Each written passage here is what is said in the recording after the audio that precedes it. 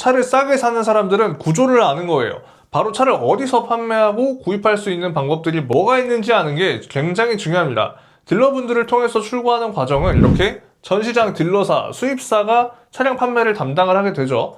그런데 각 단계별로 에이전시가 껴있어요. 상조회나 저 같은 모집법인에 소속된 사람들이거든요. 이 구조를 보시면 왜 에이전시가 할인이 높은지도 보여요. 전 딜러사별로 할인을 한 번에 비교를 할 수가 있거든요. 그래서 차를 뽑을 때에는 딜러가 필수이지만 견적을 낼 때는 또 에이전시가 필수가 되는 겁니다. 딜러가 견적을 어떻게 내는지 생각보다 단순하지만 또 복잡합니다.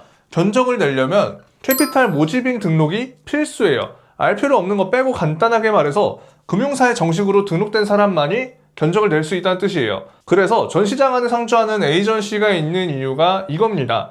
즉 딜러가 직접 견적을 내는 게 아니라 에이전시가 수수료를 붙여서 견적을 주는 경우가 많다는 거죠. 그러니까 같은 차, 같은 조건이라도 딜러마다 가격이 다를 수밖에 없습니다.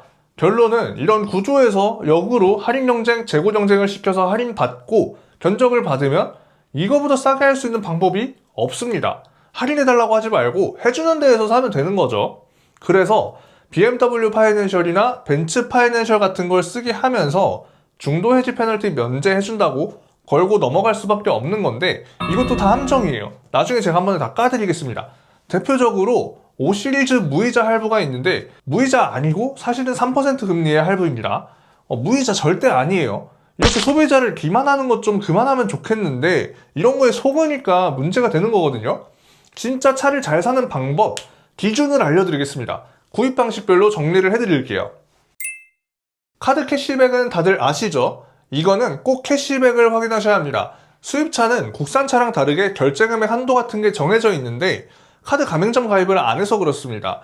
즉 카드 결제를 할 때마다 2.2%씩 수수료가 나가야 되고 결제 한도가 있는 거죠. 2.2% 수수료는 전시장에서 다 부담을 해주는 경우도 있는데 이것도 다 결제를 받아야 되고 결제를 못 받으면 딜러가 개인 지출을 해야 되는 구조예요. 그러니까 해달라고 하지 말고 해주는 곳 가서 하시면 되는 겁니다.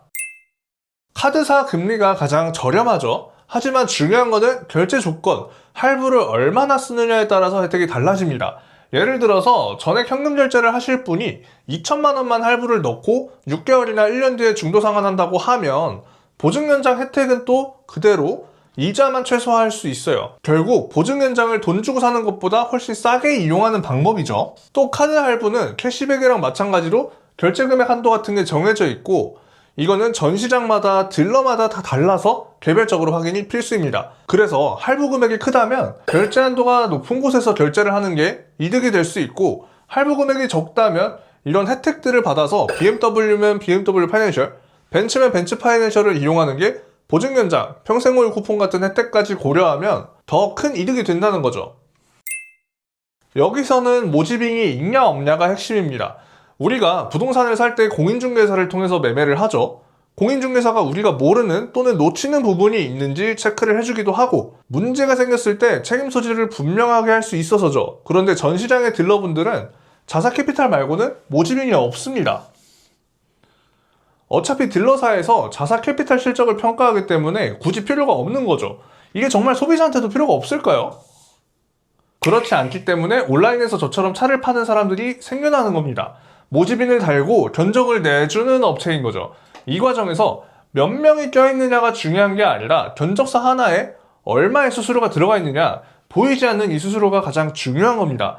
즉, 이 수수료를 0%로 하면 몇 다리를 건너더라도 가장 저렴한 견적이 될 거고 딜러사에서 바로 구입을 한다고 해도 높은 수수료를 넣으면 가장 비싼 견적이 되겠죠. 그래서 같은 리스 조건이라고 하더라도 딜러마다 적게는 100만 원, 많게는 1000만 원 이상까지 차이가 나는 겁니다. 사실 리스나 렌트는 금융상품이라서 정확하게 개념을 알고 설계하는 것도 굉장히 중요한데 제가 올려드린 영상 하나 띄워드리겠습니다. 이 영상만 보셔도 내가 원하는 대로 구조를 짜는 개념을 알 수가 있습니다. 그러니까 차를 싸게 산다는 거는 구조를 아는 사람이 이기는 게임인 겁니다.